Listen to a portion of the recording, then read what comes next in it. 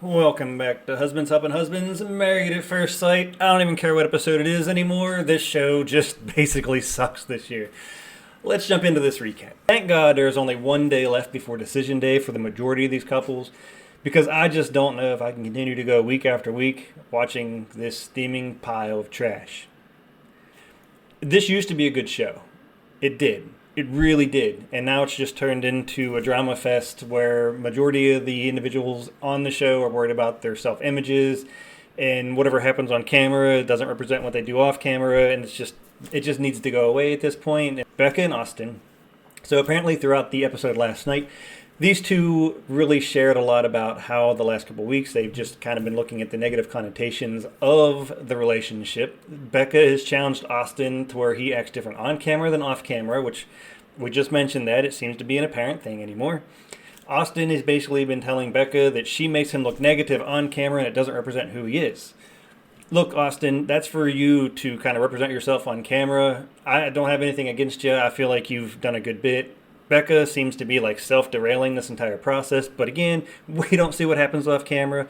In the one clip where they showed the hidden footage around their apartment, there was some pretty interesting conversations really about the exact same stuff, about how Becca and Austin's image and how Austin's more concerned about his image and blah, blah, blah, blah, blah.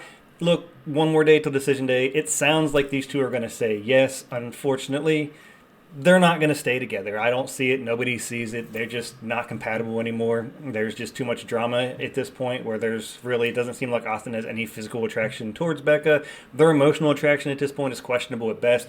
They have no trust for each other. Just move on with it. Let's move on to the next couple. Lauren and Orion. They wasn't mentioned in this episode. They didn't show them in any highlights in this episode. They didn't show them in any highlights in next episode. We're assuming they're going to show up at decision day. They're going to get divorced. They're already divorced. Moving on. All right, Claire and Cameron. So Claire and Cameron are separated. They've been separated for weeks now. Claire, in all the separation, again, I think she feels guilty for Cameron's medical condition. Cameron has done what he's had to do to keep himself healthy. They're separated. They're going to get divorced one way or another. Somebody's going to decide to get divorced on decision day. In this episode, the biggest role Claire plays is to get some information here soon about another couple. Let's check that out.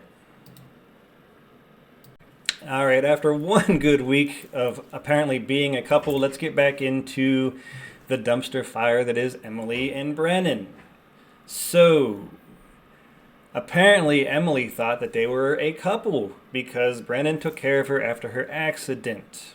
Well, they went on a dinner last night, and during that dinner, Emily brought up about how comfortable she's feeling with their relationship now. She didn't know it had to take an accident to get that point. To which Brennan kind of sat back and said, well, isn't that what friends do? And he just kind of, Emily verbally, by basically saying, I still don't like you any more than a friend. And we come to find out, and here's the big controversy in my opinion, we come to find out that this couple actually had a conversation early on in the season that they would be friends because Emily didn't want to miss out on the experience of being married at first sight. So Brennan apparently made it clear way long ago in the series that he did not want to be married to Emily, and she asked him to stay so she could experience the experience. Now it got a bit hairy-carry in this episode where Brennan basically said, look, if you'd have listened to me about our relationship, you wouldn't have almost died. I saved your life. I could have saved your life.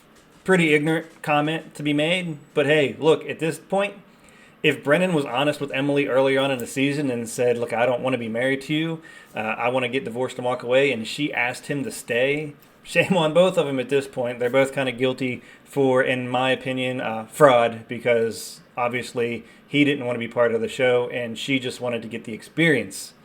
Hope your Instagram account appreciates that. Moving on. Hold on. I have to rewind a bit. Now, I talked about Claire and how Claire had some information on a relationship. Well, this is the relationship Claire had some information on. Apparently, during this entire situation, Brennan has contacted Cameron and asked Cameron to go out on a double date with him and some other women. Shocker, now that we know that Brennan never actually wanted to be with Emily. But anyhow, why would Claire hold on to that information? until they was on camera to share it. She should have shared it with Emily in the past if she felt that she was truly a friend to Emily's. So I kind of questioned the character on that side. Moving on again. And last, but not least, Chloe and Michael. Now, I am still waiting for the ball to drop on this. They've reached 15 days married. It does appear that they will not be part of Decision Day, as they will have their own Decision Day. However, in this episode, the show kind of went a little past PG into R into some blurry X-rated situations. So Dr. Pia is way too infatuated with people's sex. I get that she's the sex therapist. But look, when somebody tells you that they're having a pretty good experience with each other and they haven't had sex, why do we have to keep beating it into the ground that they need to be more and more intimate and then show a hidden camera of Chloe giving Michael a hand job with that little blur? It doesn't matter. We all know what's behind that blur.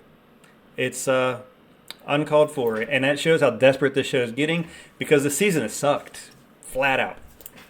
So, Dr. Pia challenges this couple to go to a sex store and buy sex toys and experience those sex toys with each other, which again is just, it misses the mark on what I believe the show should represent, and it shows how desperate they're getting for any kind of views at this point because the show is just a failure.